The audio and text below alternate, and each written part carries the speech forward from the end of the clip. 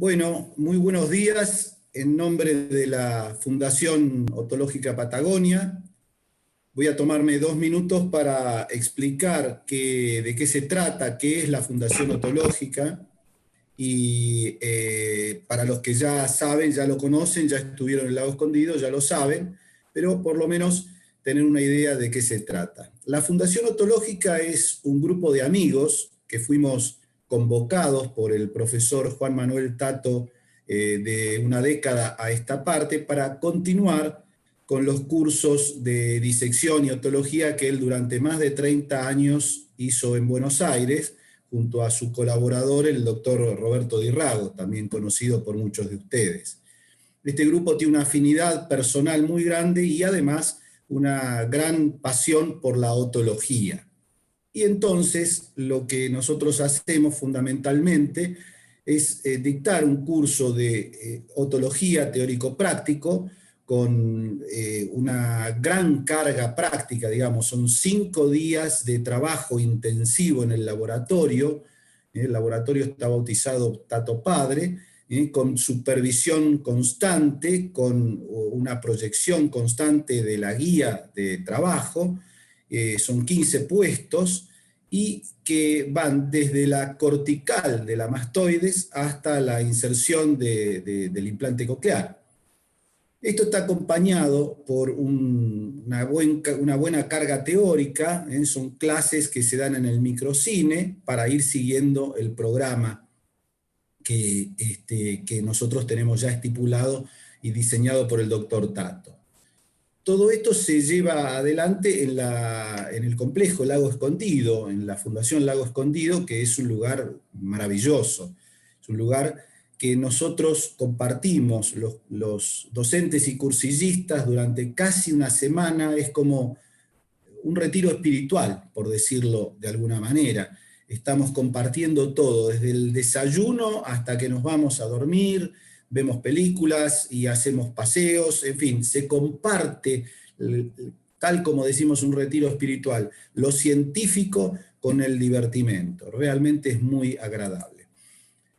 Poca gente sabe que el grupo de la FOP tiene un convenio con la Fundación Lago Escondido y se realizan cirugías solidarias para niños que no tienen cobertura. Es exclusivamente para niños. Y a la fecha llevamos casi 120 cirugías realizadas en nombre del Lago Escondido por ese convenio de reciprocidad que nos reúne. Y también ustedes deben saber que el curso tiene el auspicio científico de la Fundación Fish Latinoamericana, cuyo representante, cuyo presidente es el profesor Rodrigo Posada Trujillo. Ustedes saben que el profesor Fish, desafortunadamente el año pasado dejó de existir, pero sus enseñanzas han quedado, sobre todo grandes enseñanzas volcadas en los libros, y ustedes saben que Posada ha traducido al español toda la literatura del doctor Hugo Fish. Así que bueno, este es el momento del paseo al lago, que elegimos un día, y el momento culminante del curso, cuando se entregan los diplomas y tenemos la foto grupal. ¿Por qué? Porque el curso, además de teórico práctico, tiene valor curricular, 52 horas, pero además tiene una evaluación final. Y la evaluación final es el preparado anatómico, porque se hace con hueso temporal. Así que bueno, quienes ya lo conocen habrán rememorado un poco lo que han pasado, y quienes no lo conocen tendrán la oportunidad de hacerlo. Gracias.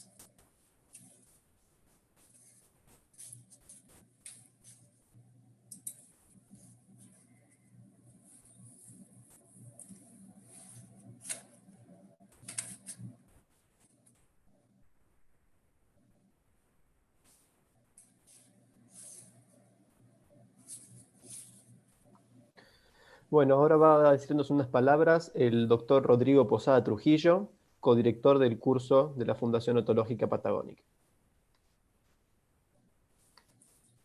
Doctor Rodrigo, tiene que habilitar su audio.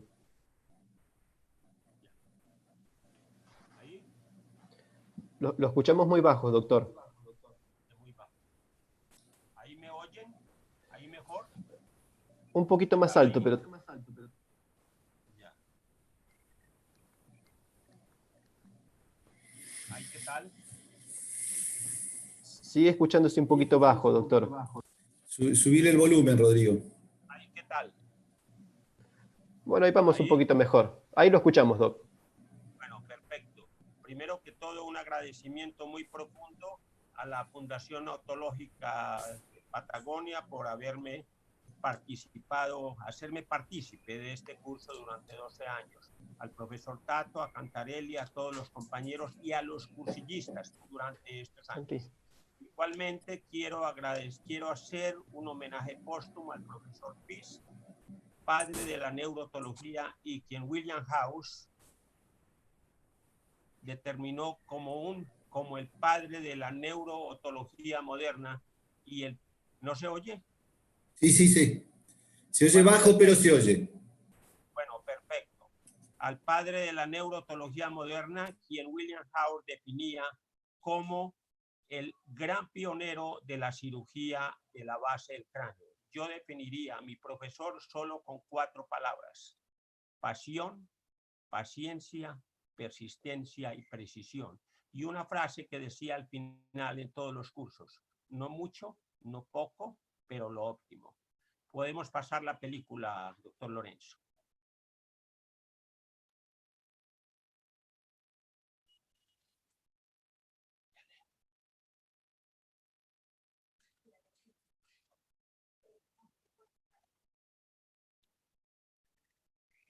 ¿Qué pasa?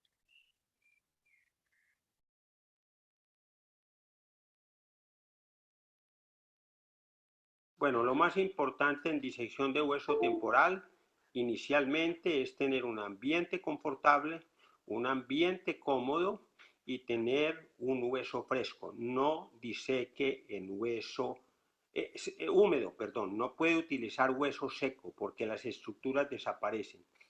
Hay que tener un instrumental adecuado, de buena calidad, el mismo que usted utiliza en cirugía, y hacer mantenimiento permanente de él. Debe tener y seguir las mismas técnicas quirúrgicas en disección que en cirugía, para que usted tenga un hábito quirúrgico y este hábito quirúrgico lo perfeccione cada vez. No cambie de técnicas quirúrgicas, no cambie de instrumentadora. Tiene que tener gente motivada y a su vez usted motivarla, inclusive económicamente. Aquí tenemos como una pieza de mano. No hay que desecharla, sino que usted la puede hacer reparar de un técnico de odontología para que le cambie o una balinera o un runimán o cualquier cosa. Las cánulas, la cánula de aspiración e irrigación es muy importante porque la irrigación, aspiración le mejora a usted la transparencia del tejido. O sea, tiene una mejor visibilidad y evita dañar el tejido. El motor tiene que ser de buena calidad, de la mejor calidad. Y las piezas de mano también.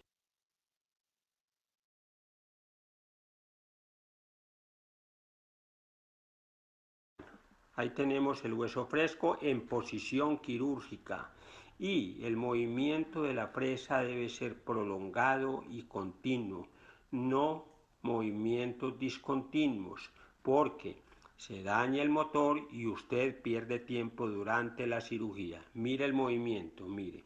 La fresa cortante debe cortar con el ecuador, o sea, de lado. La fresa cortante no corta en la punta, no tiene las espiras. Fuera de eso, la fresa cortante, las púas van hacia la derecha. O sea que en términos prácticos, la fresa cortante solo gira a la derecha. Ustedes vieron el movimiento brusco que se hizo ahí. Eso no se puede hacer porque el tejido se daña y usted daña también el motor.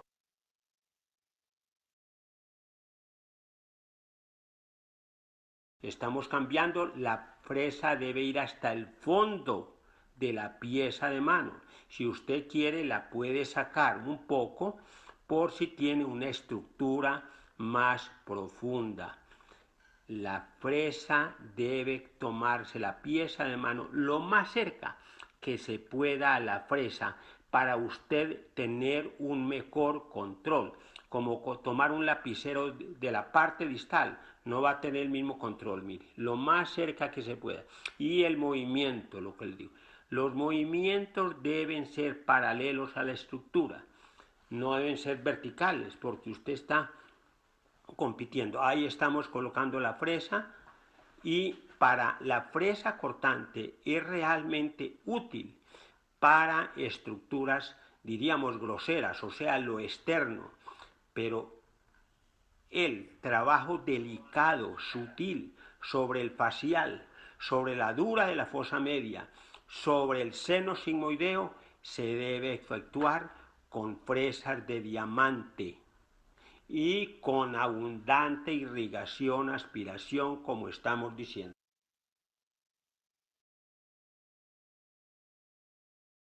Bueno, ahí estamos fresando y estamos partiendo de anatomía conocida, o sea, de estructuras que son bien conocidas, a estructuras anatómicas que no son tan conocidas.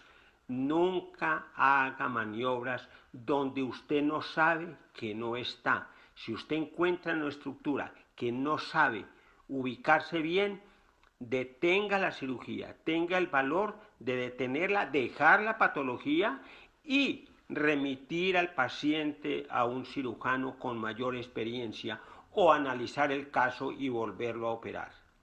Lo mismo que ocurre con la platina flotante. Ahí estamos fresando tranquilamente. Nada de acelerar, doctora. Recuerde lo que decía Harvey Cushing. Cirujano que trabaja deprisa en cirugía debe ser enjuiciado y debe ser llevado a la cárcel como un criminal, porque el paciente es un ser indefenso. Lo mismo pasa con el hueso temporal. Hay que tratarlo con cariño, porque fueron nuestros predecesores, fueron también seres humanos.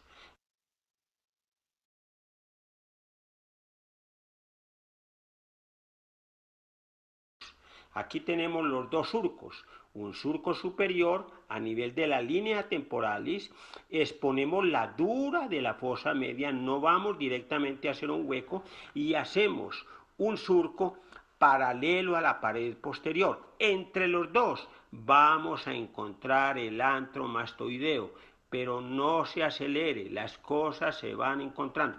Luego de que usted abordó bien, usted ve todas las celdas mastoideas, hay que eliminarlas. Recuerde los 4 principios fundamentales de FIS en disección. 1. Exposición amplia. 2. Esqueletización. Quiere decir que usted transparenta la estructura, pero no la expone, no la viola, no la daña, sino que la deja intacta. Y luego viene exenteración de todas las células y luego exteriorización. Esto es una cavidad cerrada con los conductos semicirculares bien expuestos, con la dura de la fosa media, con el seno sigmoideo, y allá al fondo vemos la timpanotomía posterior, que es un espacio entre la cuerda del tímpano y el nervio facial. El fresado es como puliendo, y es como un escultor.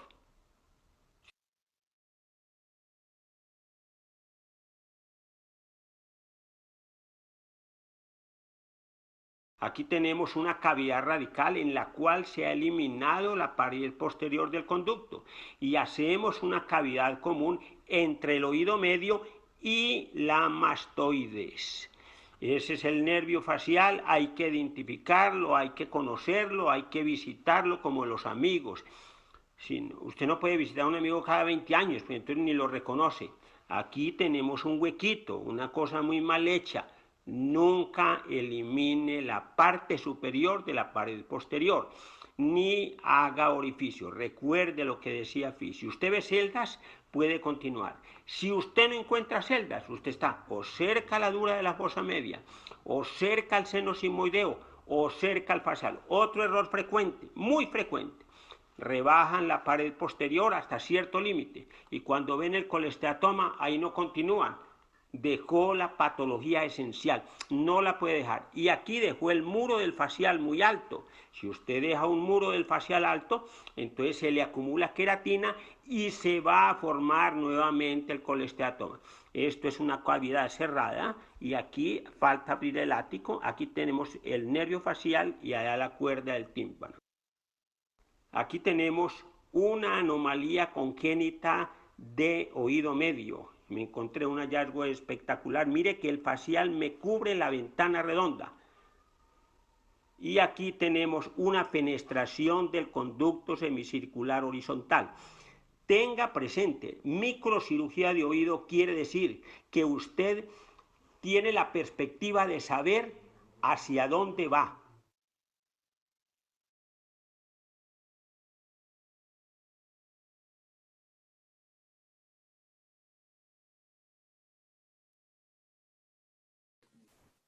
Doctor Rodrigo, Bueno, ¿quiere lo decir más alguna palabra? importante en disección de hueso temporal inicialmente es tener un ambiente confortable. No, muchísimas gracias, Matías. Creo que es importante haber dado estos detalles que a veces son descuidados y uno ve en los libros clásicos cosas que realmente a veces no son tan prácticas. Muchas gracias. Bueno, perfecto, doctor. Entonces invitamos al doctor Romero Orellano para que nos brinde su charla. Bueno, hola, buenas tardes, buenos días, perdón. Bueno, antes que nada agradecer a la Fundación por permitirme participar. Realmente es un honor poder estar en esta fundación y tal cual como lo dijo Lorenzo, bueno, invitarlos porque ojalá cuando podamos retomar todo esto después de esta maldita pandemia, es realmente un retiro para los que realmente nos gusta la cirugía de oídos, independientemente que yo ahora voy a presentar un tema como implante coclear, que es de cirugía avanzada. Bueno, básicamente es volver a las bases de todo lo que es la cirugía de disección de hueso temporal y de oído.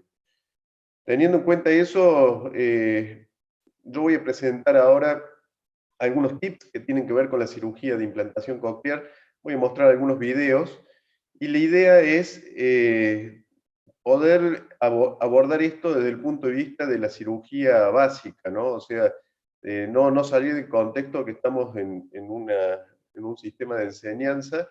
Y bueno, en las últimas semanas, con todo esto del Zoom, han aparecido un montón de excelentes charlas dadas por expertos, entre los cuales algunos están acá prendidos en el Zoom, en donde, bueno, definitivamente ahí pueden ver cosas mucho más, a lo mejor básicas, mejor dicho, avanzadas que lo básico que vamos a presentar ahora.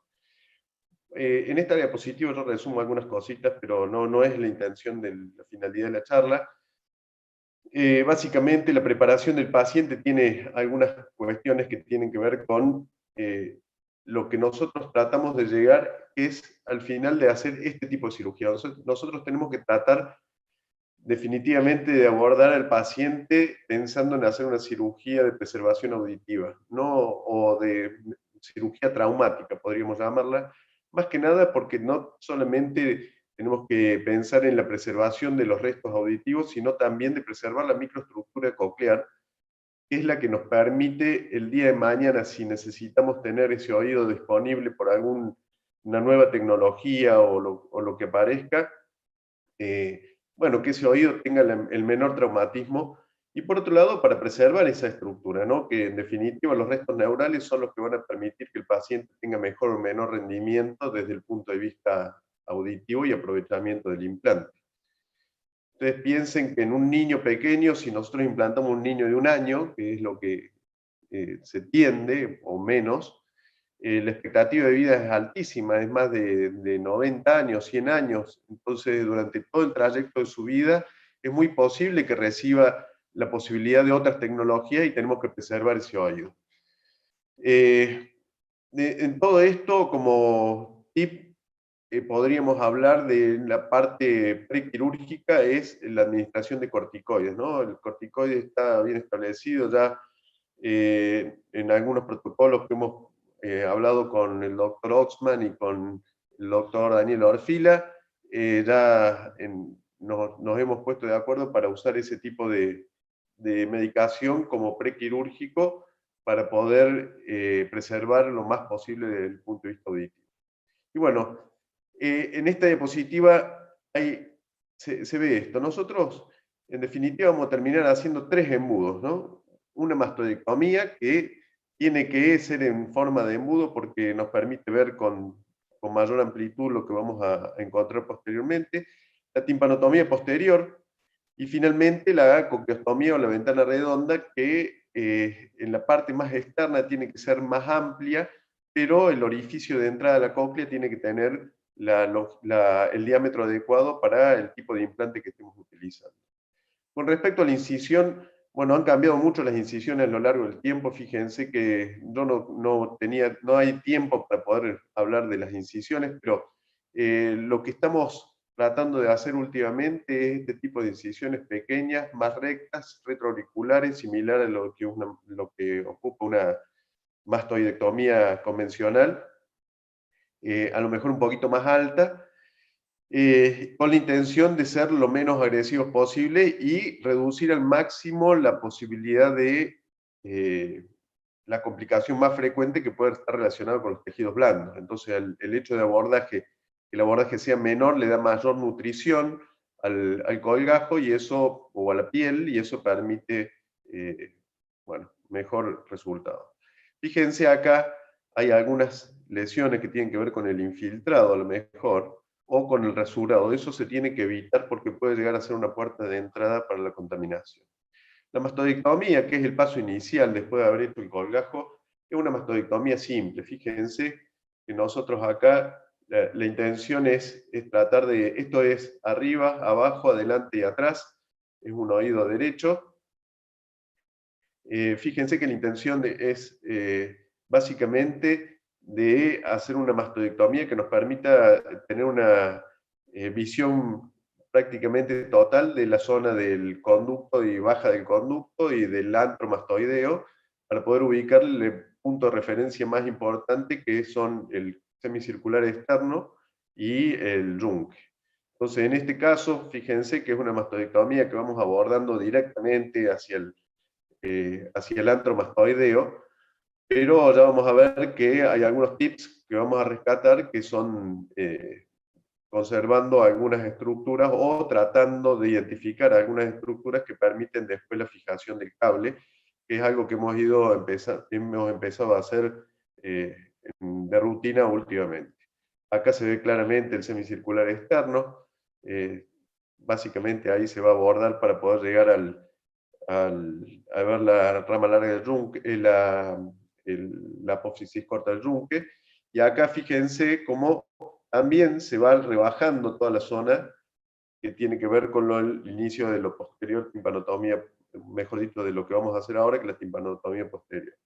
Uno de los tips que quería remarcar es que está bueno identificar el septum de Corner. Septum de Corner, normalmente que lo abordamos y lo pasamos, prácticamente lo fresamos.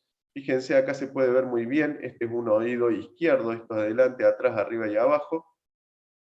Fíjense que se ve perfectamente, y la conservación del septum, ahí está el antro, pasa por no por la conservación inferior, sino por la zona superior, la que está cercana a las meninges o al tegmen antri, porque ahí nosotros podemos rebajar y generar un canal para después fijar el cable de electrodos, porque en nuestro caso nosotros no hacemos ni fijación del receptor estimulador ni del cable.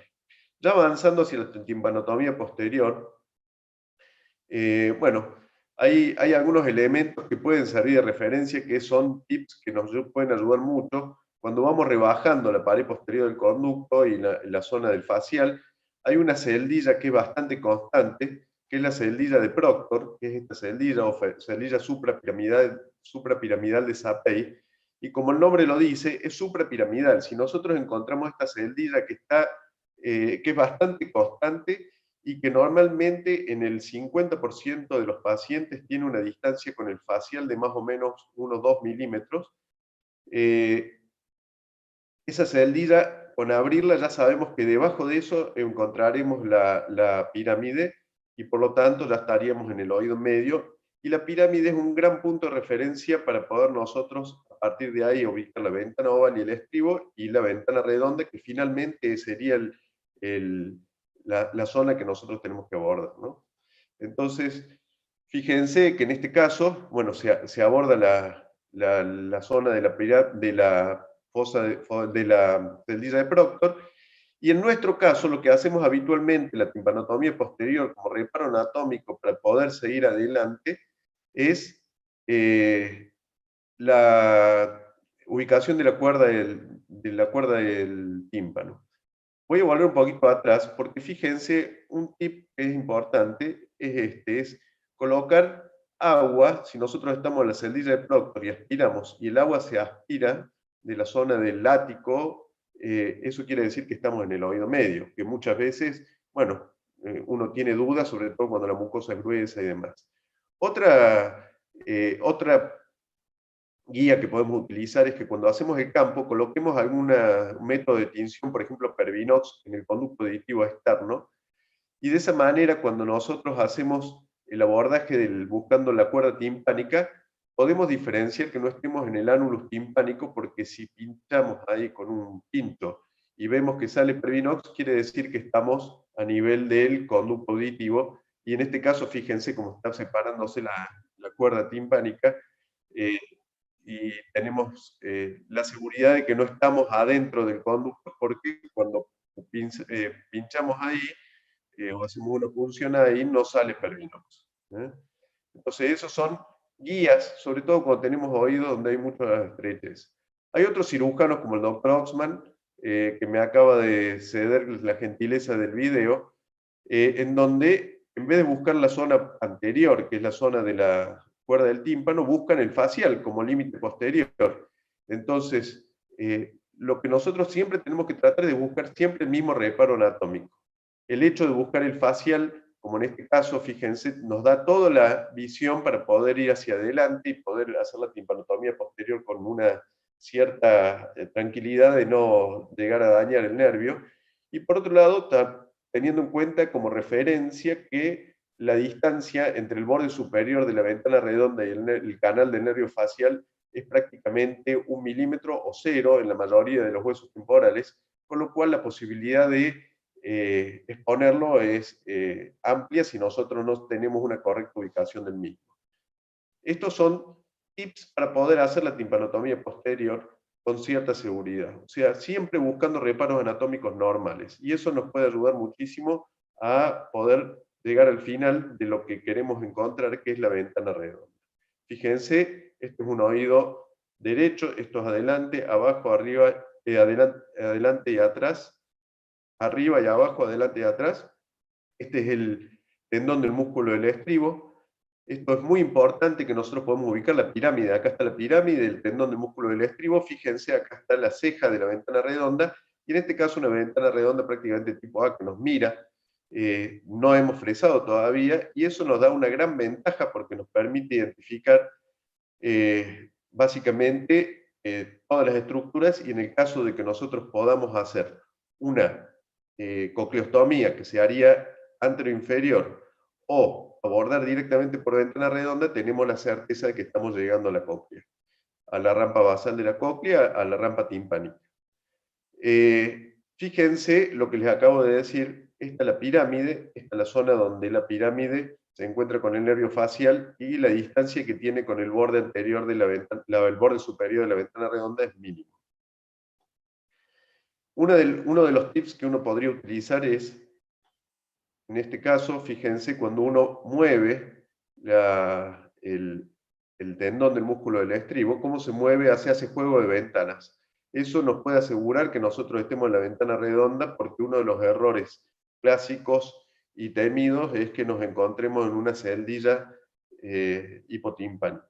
La distancia entre la pirámide o la pirámide o el tendón y la ventana redonda no suele ser mayor a 2 milímetros. Entonces eso es una guía también cuando uno pone una fresa acá de 1 milímetro, medir con la fresa que no supere los 2 milímetros. Este es el pontículo y acá es donde nosotros tenemos que trabajar.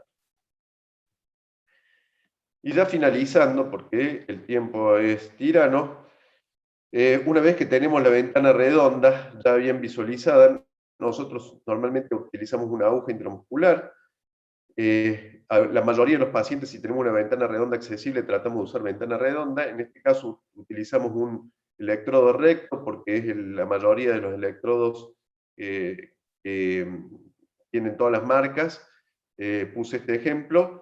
Y tratamos de no fresar lo mínimo e indispensable la ceja de la ventana redonda sin lastimar la ventana en sí misma, la membrana de la ventana, y entrar por una ranura para evitar el desplazamiento de líquidos.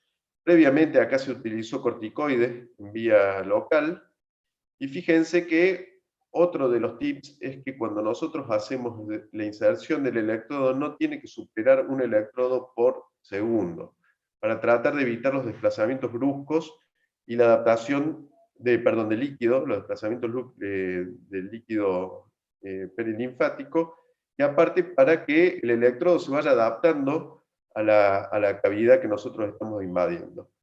Fíjense que una vez que nosotros hemos puesto el electrodo, tampoco conviene hacer demasiada presión y esperar hasta que entre hasta el límite donde no necesite ejercer mayor presión. Entonces, para finalizar y como conclusión, básicamente, teniendo en cuenta la cirugía menos traumática, al marcar los reparos tenemos que pensar en una incisión pequeña. Cuando hacemos la incisión y los bolsillos, tiene que estar la cazoleta adaptada al tamaño del implante. O sea, en este momento existen implantes de numerosos tamaños, muchos pediátricos, entonces no tenemos que ser excesivos en el fresado. Nosotros, en el caso del receptor estimulador, no lo fijamos. Se hace el fresado de la cazoleta, y la mastoidectomía y la timpanotomía posterior corresponden a una mastoidectomía simple y suficiente, pero no tenemos que excedernos en el tamaño porque tampoco consiste en hacer una cavidad demasiado grande.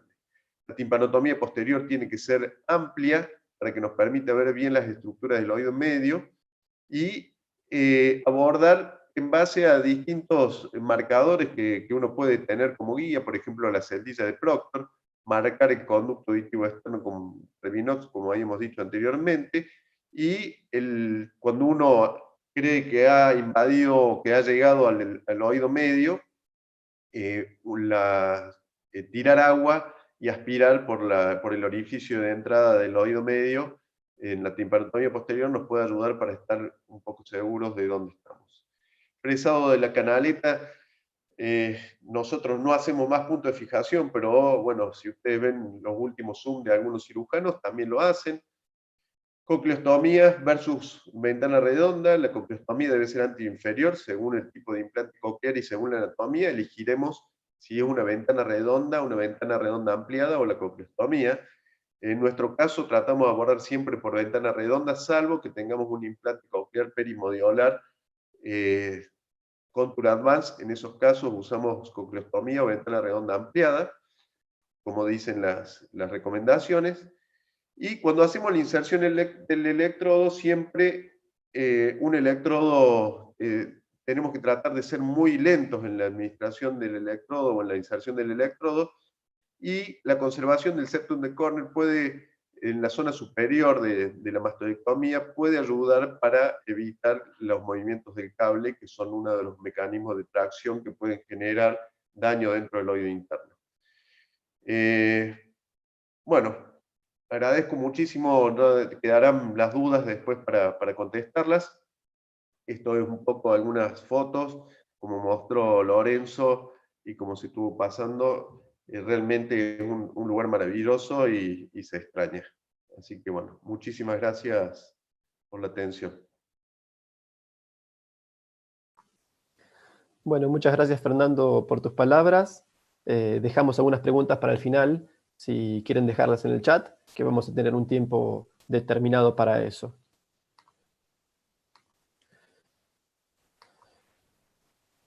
Bueno, yo ahora les voy a hablar de lo que es la evaluación radiológica prequirúrgica.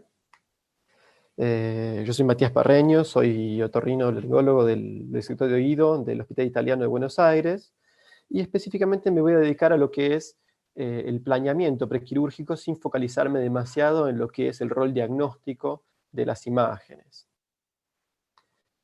Como ustedes saben, la tomografía es por excelencia el estudio radiológico que más usamos en el oído medio, en el preoperatorio, y es tan frecuente que lo usemos porque tiene excelente definición para las estructuras óseas, que son las que predominan en el oído medio, pero acá tenemos que hacer un pequeño reparo, es que no todas las tomografías son iguales, y no podemos pretender que donde estemos, tal vez todos nuestros pacientes tengan una tomografía de excelente calidad, lamentablemente. ¿Sí? Entonces, tengamos en cuenta estas limitaciones cuando pensamos en el preoperatorio. En segundo lugar, la tomografía tiene regular definición para los tejidos blandos, pero en general es suficiente para la mayor parte de las cosas que queremos pensar. Y por último, recordemos que es un estudio que involucra radiación ionizante, y seamos moderados cuando lo solicitemos, especialmente en los niños, que como ya dijo Fernando hace un rato, pueden tener hoy entre 90 y 100 años de expectativa de vida y probablemente van a recibir muchas tomografías durante toda su vida. Acá tenemos una lista de la mayor parte de las cosas que tenemos para evaluar en el preoperatorio de un oído medio, el conducto auditivo, el nicho de la ventana redonda, la cápsula óptica, pero yo en esta charla me voy a orientar a cada cirugía en particular, ¿sí? Por lo menos en las más frecuentes, dado que tenemos poquito tiempo hoy sábado. Así que primero les voy a hablar de lo que es la cirugía del colesteatoma. Es probablemente la cirugía más compleja del oído medio, por varias razones. Uno, porque la anatomía suele ser alterada, el colesteatoma puede ser sangrante y dificultar la localización de las estructuras habituales. Y por eso, para tratar de evitar sorpresas, debemos prestar mucha atención a la tomografía prequirúrgica. Y obviamente que tenemos que revisar todo, ¿no? Pero estas pequeñas cosas que yo les marco aquí son probablemente las que más atención debemos prestar. Antes que nada, tenemos que ver los límites del fresado de nuestras mastoides, ¿sí? Predominantemente lo que es la neumatización de las mastoides, la prosidencia del seno sigmoideo y la altura dural, que son cosas rápidas de mirar, y a veces si vamos con poco cuidado podemos tener una complicación al inicio de nuestra cirugía. En segundo lugar, miremos siempre lo que es el conducto semicircular externo, ¿no? Porque ya sabemos todos los que hacemos cirugía de oído que es muy factible que tengamos una fístula, pero no es lo mismo tener una certeza de que está antes de operar a encontrarla durante la cirugía. Podemos estar preparados o incluso decidir no destaparla y dejar matriz sobre la misma de antemano, ya planeando una cirugía acorde. Tenemos que mirar también el estado del escutum y la ocupación del ático para tener una idea estimada de la extensión del abordaje que debemos realizar. Ver el estado de la cadena osicular, si hay colesteatoma medial a la cadena, si tenemos la totalidad de los huesecillos o si hay una erosión ya completa, y eso sobre todo por el pronóstico auditivo y también para planificar de antemano si pensamos hacer una reconstrucción de la audición en el primer tiempo o no.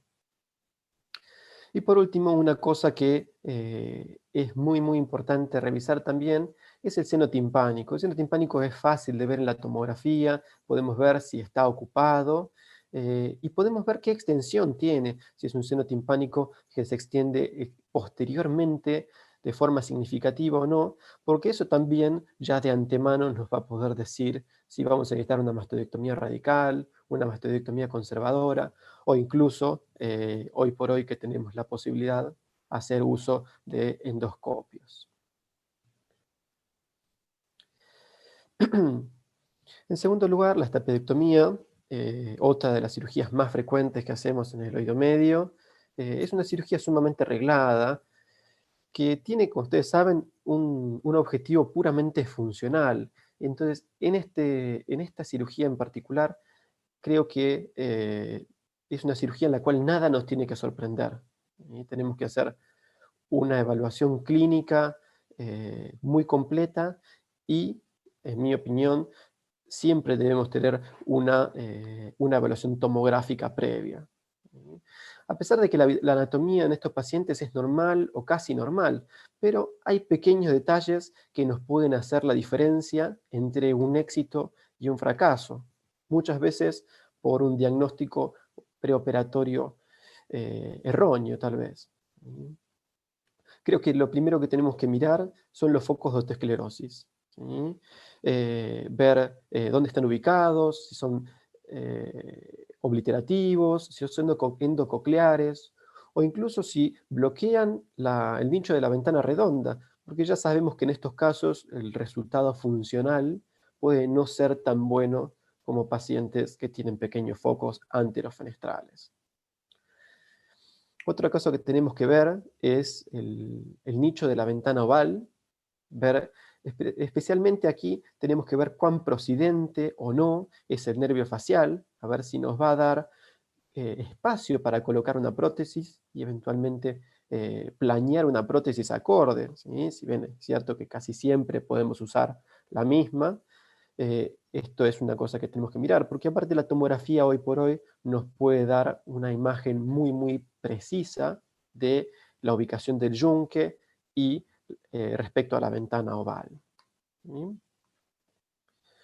Bueno, el estado de la ventana redonda, esto ya lo mencioné recién. Acá vemos una imagen de cómo tenemos un foco que está obliterando prácticamente la ventana, en el cual seguramente no vamos a esperar una recuperación o un cierre completo del gap. El estado de los huesos, de los huesillos en el ático, ¿sí? Y esto sí tiene que ver un poco con el error que podemos cometer en el preoperatorio de confundir una otoesclerosis con una fijación atical. Entonces, veamos con detalle cómo está el martillo y cómo está el yunque en el ático, asegurándonos que no haya ninguna brida ósea que lo fije. ¿Sí? Nuevamente, no porque no podamos hacer el diagnóstico de esto intraquirúrgico cuando chequeamos la movilidad de la cadena, sino porque cuando hay una fijación atical ya sabemos que la resolución quirúrgica no tiene el mismo resultado funcional que una otosclerosis tradicional. Y por último, esto es una patología bastante infrecuente, pero no tenemos que dejar de mirar el conducto semicircular superior para asegurarnos que no haya una dehiscencia. Uno, porque no nos hayamos confundido una dehiscencia de conducto semicircular con una otosclerosis, o segundo, que no haya una coexistencia de estas dos patologías. En el primer caso, porque nuestro resultado funcional va a ser muy malo, y en el segundo caso, sobre todo porque no solamente el resultado funcional puede ser malo, sino que también podemos agregarle muchos síntomas al paciente cuando le abrimos la tercera ventana que tiene fija. Acá vemos claramente cómo se ve la falta de cobertura ósea en el conducto semicircular superior, y a veces cuando no es tan claro podemos pedir a nuestro radiólogo de confianza que evalúe nuevamente las imágenes y nos haga un corte de Stenbergs para eliminar dudas si es que las hay. Bueno. Y acá llego a lo que es la cirugía del implante coclear, una cirugía que es cada vez más frecuente. Bueno, de hecho, cada vez tenemos menos oídos crónicos y más implantes cocleares en los mayores países del mundo. Y también es una cirugía que, al igual que la estapedectomía, es una cirugía que es bastante reglada, ¿sí? Pero que tiene también posibilidad de que nuestros errores preoperatorios en el diagnóstico nos puedan costar muy caros y nos puedan dar complicaciones que sean difíciles de resolver en el intraoperatorio, o incluso que necesiten de una infraestructura distinta en el sanatorio que operamos habitualmente, ¿sí? Y para evitar estas cosas tenemos que prestar atención a esas pequeñas variaciones anatómicas de las cosas que habitualmente vemos en el abordaje, ¿sí? Y que son las que yo menciono aquí, pero también algunas pequeñas malformaciones que vamos a hablar más adelante. Bueno, del grado de neumatización mastoidea ya he hablado un poquito cuando hablamos de la cirugía del colesteatoma, y realmente esto es una cosa que es muy rápida de evaluar. Sí quiero detenerme un poquito acá en el tamaño del receso facial. Esto es algo que con las tomografías de hoy podemos fácilmente estipular, ¿sí? El nervio facial, si bien tiene bastante constancia en su ubicación, el receso facial puede ser más pequeño, puede ser más grande, ¿sí? Y podemos medirlo. E incluso, como dijo ya Fernando hace un rato, el receso facial en general tiene una celdilla, o puede ser ebúrneo. Entonces, tener de antemano estos pequeños detalles puede ayudarnos en el intraoperatorio a saber que vamos por el camino adecuado. La cápsula óptica. Esto es muy importante que lo revisemos en lo preoperatorio. Acá tenemos una imagen de una cápsula óptica claramente muy afectada por focos de otosclerosis. Y no es lo mismo hacer una inserción en este tipo de pacientes. Incluso es distinta la elección del electrodo que tenemos que hacer. Entonces, tenemos que prestar atención a verla en detalle, ver bien que tenga todas las espiras y que no haya focos de otosclerosis que puedan condicionar nuestro resultado funcional o darnos dificultades quirúrgicas. La ventana redonda, ¿sí?, es otra cuestión que tenemos que ver con bastante detalle, ¿sí? Podemos ver qué tamaño tiene, si el nicho es muy prominente, si no es tan prominente, si está oculto. Y en relación a esto, vemos la rotación coclear en relación con la ventana redonda, ¿sí? Aquí tenemos un trabajo, no hay muchas técnicas para hacer eso, que nos puede predecir la dificultad de encontrar una ventana, ¿sí?, trazando líneas perpendiculares a la espira basal de la cóclea y al conducto auditivo externo, ¿sí?, o incluso hay dos líneas paralelas, la medición del receso facial. Todo esto hay que hacerlo en el prequirúrgico como ejercicio para asegurarnos qué tipo de cirugía vamos a tener, ¿sí? Ya predecir tal vez que no vamos a ver la ventana en un abordaje tradicional y decidir hacer una cocleostomía de primera instancia, ¿sí? Y uno tiene que sentirse cómodo con la técnica que usa, ¿sí? Y usar siempre la misma, como sabemos, siempre, como dijo el doctor Posada al principio, utilizar las mismas técnicas nos afianza específicamente en lo que hacemos, ¿sí? Y finalmente les quiero decir unas cositas de aquellas pequeñas malformaciones que nos pueden dar dificultades en el intraoperatorio, ¿sí? No solamente para hallar la ventana, sino aquellas que nos pueden dar un Geiger durante la cirugía, ¿sí? Tenemos que mirar bien con detalle lo que es el fondo del conducto auditivo interno en su relación con la cóclea, para asegurarnos no solo que la salida del nervio esté, sino también que no haya una comunicación entre el conducto auditivo interno y la cóclea, ¿sí? Y tenemos que revisar con cuidado también que los acueductos no estén dilatados, especialmente el acueducto vestibular, que a veces son cuestiones que pueden pasar desapercibidas si uno mira con rapidez una tomografía, ¿sí? Entonces hay que sistematizarse para tratar de que estas cosas no nos sorprendan en el intraoperatorio. Especialmente como dijo Fernando, como operamos niños. El implante coclear es una cirugía que hacemos mucho en pacientes pequeños, en pacientes que tal vez tienen hipoacusias congénitas, en las cuales la posibilidad de malformaciones cocleares, ¿sí? Tal vez micromalformaciones, es mucho más alta que en pacientes que desarrollan una hipoacusia postlingual en la adultez. ¿Sí? Así que, bueno, les doy muchas gracias por habernos escuchado. Acá les muestro una foto de lo que es el paseo que hacemos en el curso, y los invito a que vengan y que lo disfruten junto a nosotros, que también lo pasamos muy bien cuando estamos. Muchas gracias.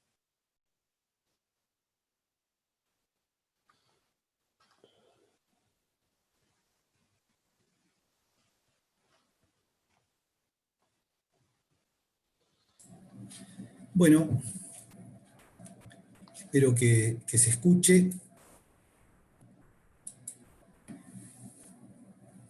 ¿Se escucha, no es cierto? ¿Sí?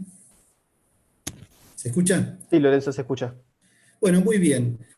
Nuevamente, buenos días, gracias a todos. Vamos a tratar de respetar el tiempo para no cansarlos en un día sábado. Este es el tema que me ha tocado en suerte, la ático-antromastoidectomía transcanal. Vamos a tratar de ser objetivos. No es una técnica nueva, esto se habla hace muchísimos años, fíjense, Stacke en 1892, esta técnica tiene 130 años.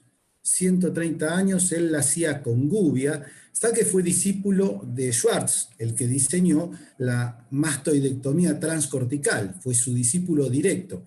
Y él la hacía con una gubia y abría, acá estamos viendo el conducto semicircular externo en este grabado que es de 1930.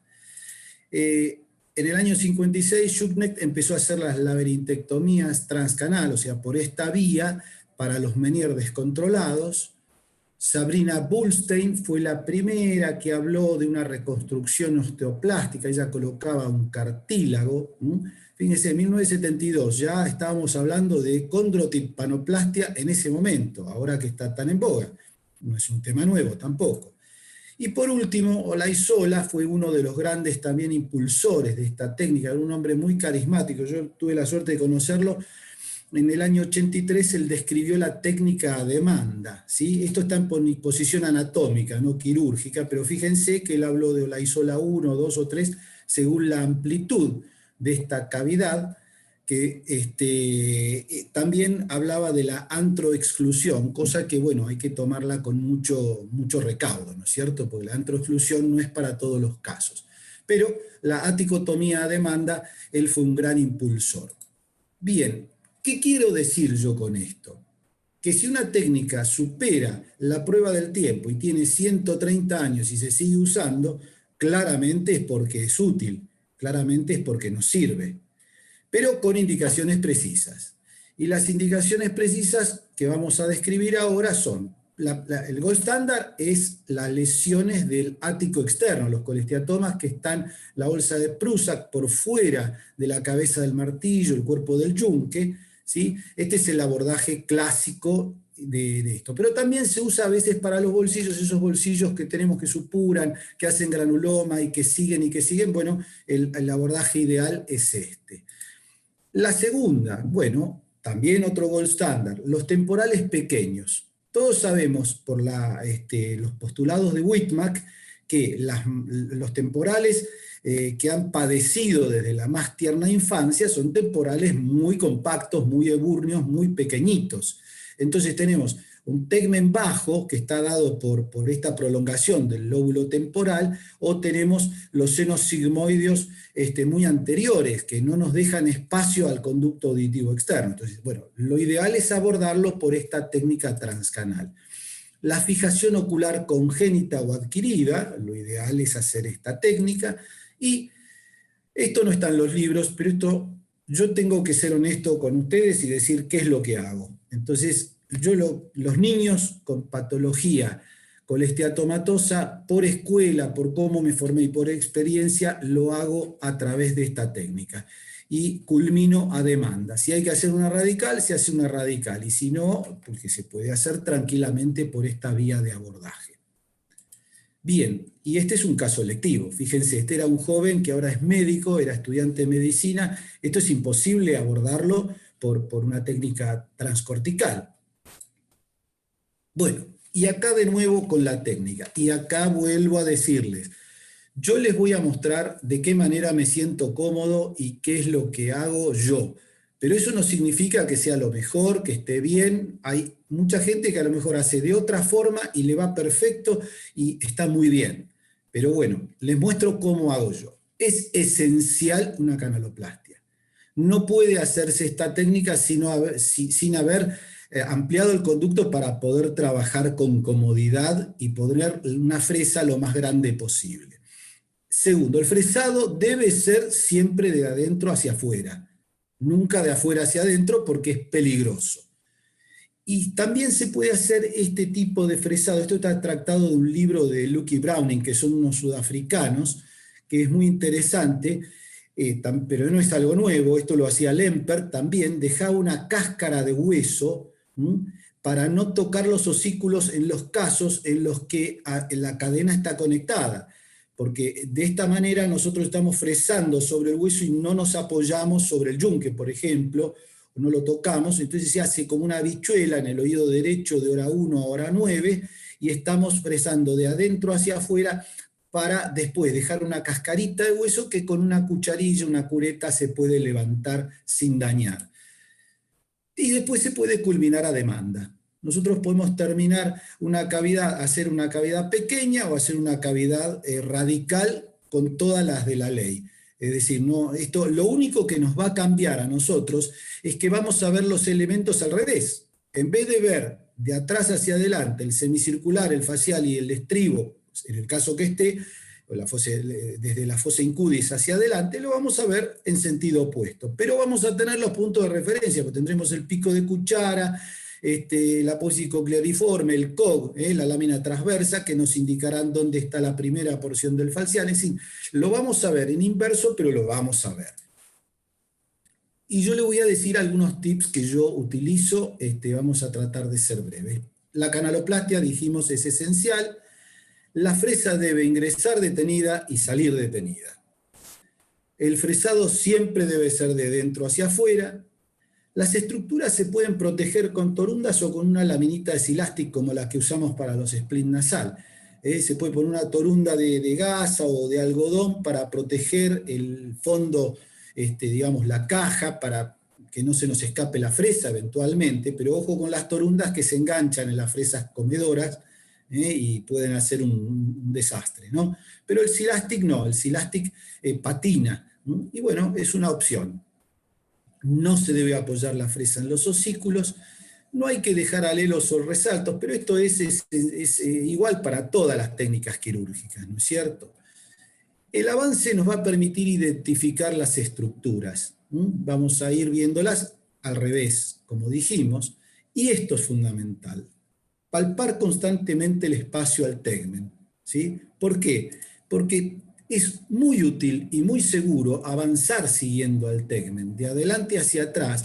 Esto yo lo aprendí del profesor Tato y verdaderamente es maravilloso. Uno puede seguir el tegmen desde adelante hasta el ángulo de Citel y el ángulo sinodural. Es muy seguro y uno va palpando y está muy tranquilo de cómo avanza. Y por lo demás, esto es un abordaje. Sigue los principios generales de toda cirugía otológica, que todos sabemos que son 5 principios. Para los más jóvenes, si quieren después y tienen dudas, los podemos repetir, pero esto en general es sabido, los 5 principios básicos de toda cirugía otológica. Por último, podemos hacer una revisión con un endoscopio, ayudarnos con un endoscopio para las zonas más delicadas o más ocultas, por ejemplo el seno timpánico, etc. Bueno, y ahora vamos a ver una cirugía. Esta cirugía es un niño de 8 años con un colesteatoma, había sido operado el año anterior, el colesteatoma seguía ahí, la verdad que era bastante grande, y lo que yo les quiero decir que este colesteatoma siguió las 3 vías que suele seguir el colesteatoma. Todos sabemos que la vía número 1 es la que va desde el aditus hacia el antro y hacia la mastoides.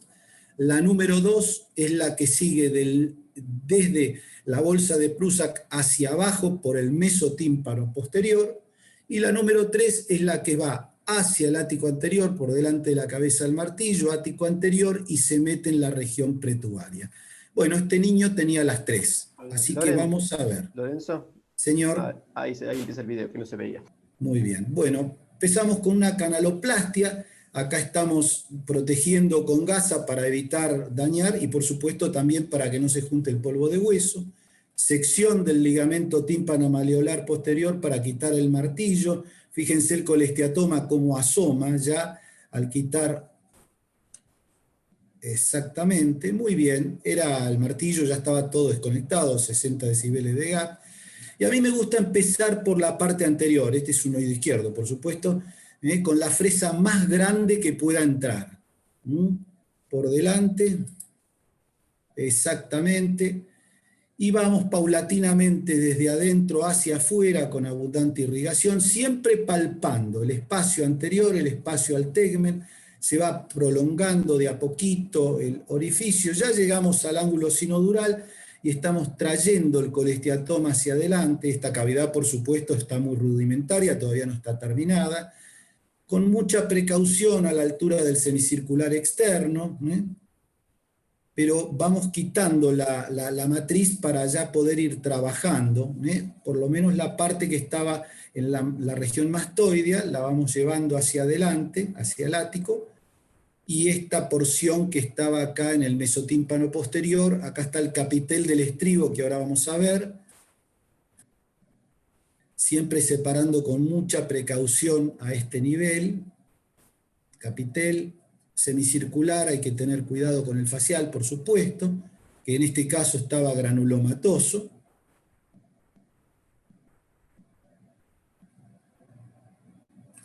Siempre cuidado que no exista una fístula para no abrir el laberinto y no producir un daño del laberinto.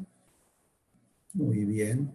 Bueno, vamos prolijando la cavidad. Fíjense esto para proteger la primera del facial. Acá estamos quitando el yunque porque estaba ahí en un magma de colesteatoma. Y acá estamos quitando la parte protimpánica, la parte, digamos, que estaba en la región tubaria, lo vamos levantando paulatinamente. Insisto que esta cavidad no está terminada, ¿no? Estamos quitando, fíjense esta zona granulomatosa sobre el facial. Y acá estamos retirando esta bolsa que quedaba de colesteatoma. Entonces regularizamos la cavidad, quitamos todos los aleros, acá nos queda el estribo, para poder poner un injerto, dejando como una microcaja y una timpanoplastia tipo 3, cubriendo la trompa y apoyando, hacemos una tímpano-estapedopexia, rellenamos la cavidad. La cavidad conviene cubrirla con colágeno para que granule más rápido.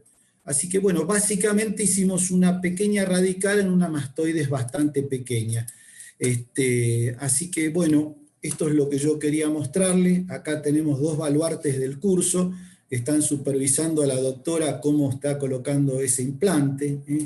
Y nos va a encantar tener a todos ustedes en algún momento con nosotros en el curso. Bueno, mis queridos amigos, vamos a dejar un espacio para las preguntas que las va a coordinar Matías y poder así responder a quienes reciban las preguntas. Hola, bueno, tenemos 2 preguntas principales. La primera es para el doctor Rodrigo Posada y el doctor Espinosa solicita si el doctor puede repetir los 4 principios de la escuela de Fish.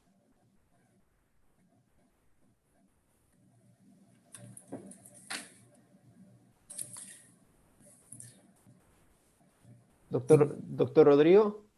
Estaba ahí activo el audio. Suba el volumen, doctor Rodrigo. Bueno, ¿me oyes ahí? Sí, lo escuchamos, Doc. ¿Ahí me oyes? Sí, perfecto. Sí. Matías, Sí, ¿me oyes? Lo escuchamos. Ahí, Sí. Pero yo no lo oigo a ellos. ¿No nos escucha, Doc? A ver, yo no le oigo a ellos. Nosotros lo escuchamos bien ahora.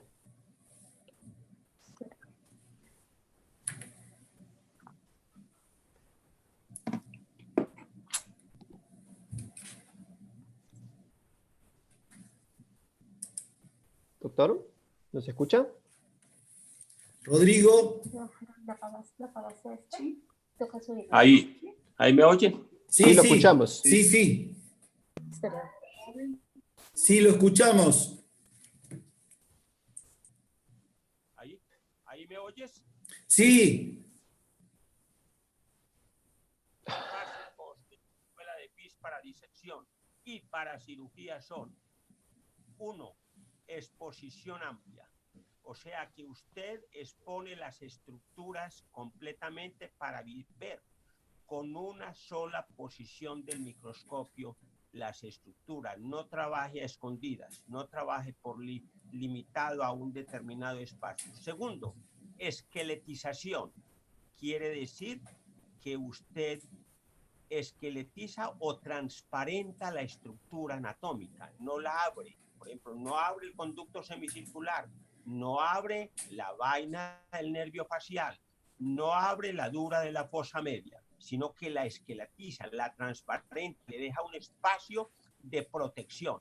Tercero, exenteración. Se deben sacar en colesteatoma las células enfermas. Y lo mismo en oído medio, en disección. Y cuarto, exteriorización.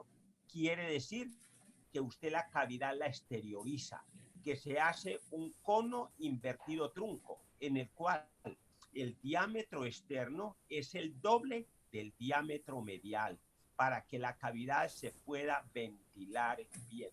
Y no mucho, no poco, pero lo ¿Listo, Matías? Bueno, muchas gracias, doctor Rodrigo.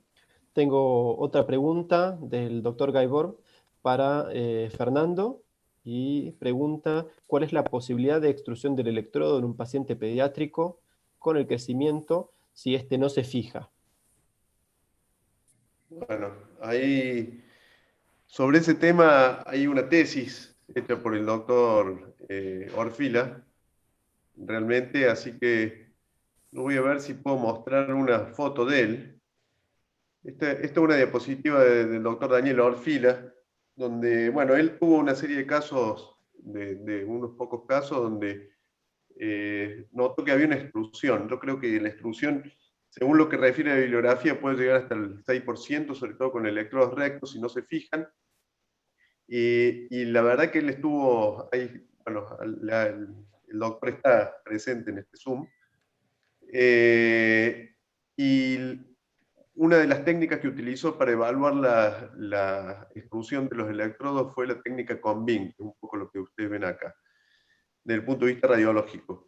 A partir de bueno, de buscar múltiples explicaciones de por qué se podía producir la autoextrusión por expulsión en los niños principalmente, como refiere ahí, o en adultos, ellos utilizan, el grupo del doctor Orfila utiliza una forma de fijación del cable de electrodos a nivel del váteres, y bueno, es una de las posibilidades, ¿no? Nosotros, en principio, estamos tratando de usar lo menos posible los electrodos rectos, posiblemente por esta causa, y porque aparte, bueno, los beneficios de los electrodos perimodiolares, a partir de esas observaciones, pueden estar un poco más recomendados. Sin embargo, bueno, es una posibilidad, y nosotros por ahora no estamos haciendo ningún tipo de fijación y no tenemos casos reportados de extrusión. A lo mejor es un poco por lo mismo que dice Daniel, es que no los estamos buscando, ¿no? O sea, el hecho de buscarlos por ahí puede hacer ver que de repente estas extrusiones existen. Así que bueno, la respuesta está ahí. Es muy posiblemente lo que sería, en este tipo de electrodos, tener que fijarlos con algún tipo de sutura o de algún punto de fijación en el váteres o en algún lugar. Y si lo que se refiere también es a la extrusión que podría ocurrir del receptor estimulador posterior, no, en ese caso no hemos tenido ningún desplazamiento, por lo menos por ahora. No sé si está respondida la pregunta.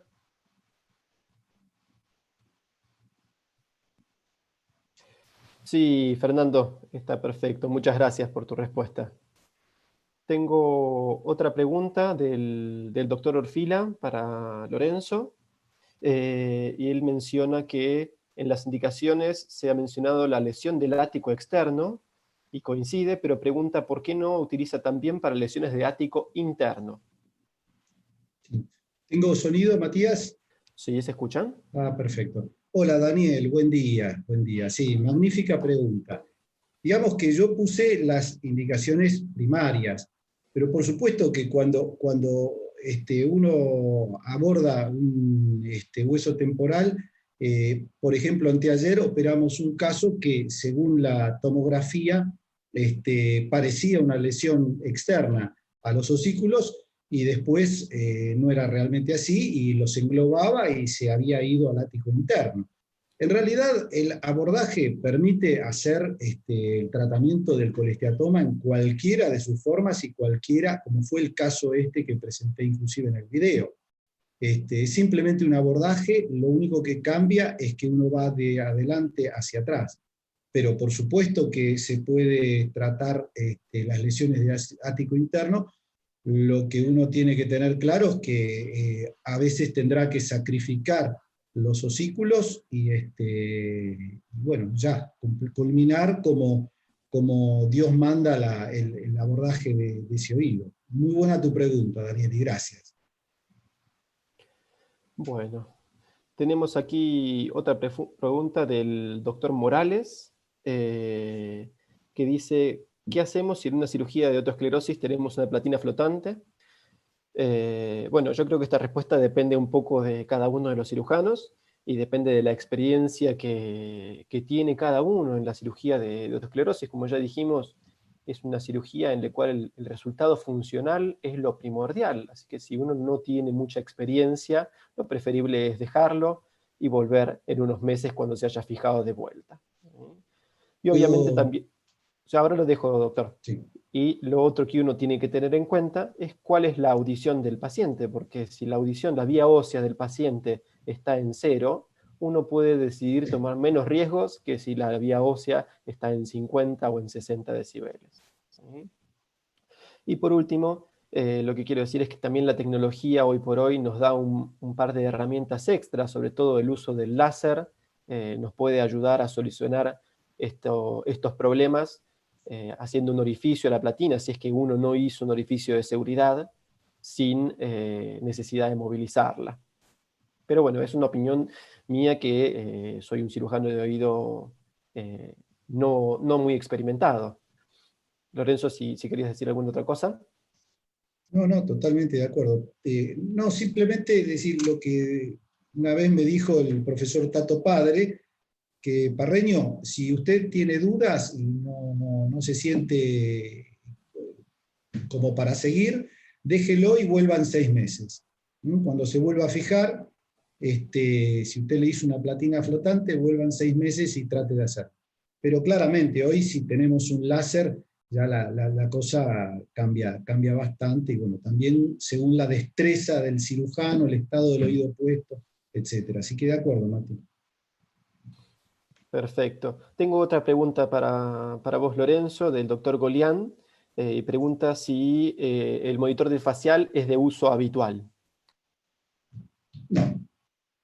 El conocimiento anatómico, o sea, los que venimos de la escuela del profesor Tato, decimos que el conocimiento anatómico supera todo eso y me parece que es indispensable, es el paso número 1. Pero si uno cuenta con un monitor de facial, me parece maravilloso y está bien.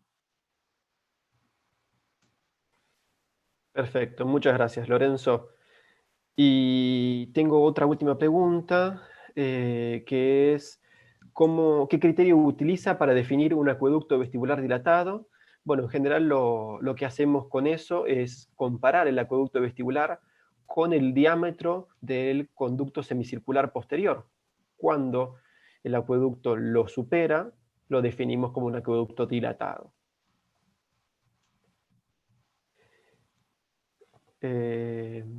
Bueno, creo que estamos con las preguntas.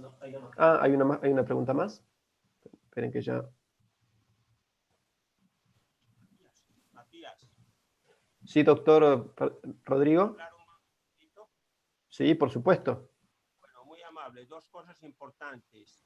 Cuando usted tiene una platina flotante en un nicho estrecho con un facial dehiscente, o también si es muy flotante, no toque la platina, como usted lo dijo y lo confirmó Lorenzo. Espere 6 meses a que la platina se fije. Recuerde que la cirugía de esta pedectomía es una cirugía funcional, no está erradicando enfermedades infecciosas.